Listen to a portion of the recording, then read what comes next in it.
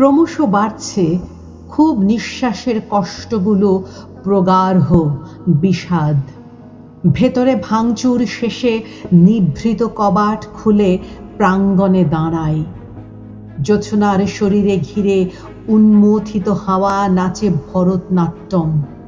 বুকের গহীনে তাকে প্রাণ ভরে পেতে দুহাত বাড়াই। বাতাসে ফুলের ঘ্রাণ, পাখির কুজন নাকি কেউ কেউ পায়। লাশের চৌদিক জুড়ে আমি শুধু শকুনের হর্ষধ্বনি শুনি।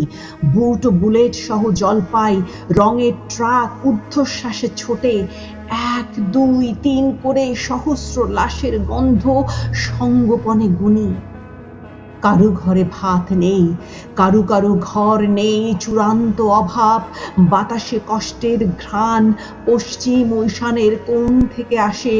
কারু কারু ঘর থেকে সম্পদের ঘ্রাণ আসে, আমোদিত হাওয়া, প্রবল বাতাসে তবু ক্রন্দনের শব্দ আর হাহাকার ভাসে। সুখের সৌরভ মাখা মাটি ও শস্যের ঘ্রাণ, ফুলের সুবাস। উত্তরে ও পূবে নেই, দক্ষিণে কোথাও নেই নিঃশ্বাসের হাওয়া। কণ্ঠনালী চেপে আসে, লোমশ নৃশংস হাত, কালো এক হাত। এই হাত ছিঁড়ে ফিরে বিশুদ্ধ বাতাসটুকু হবে নাকি পাওয়া?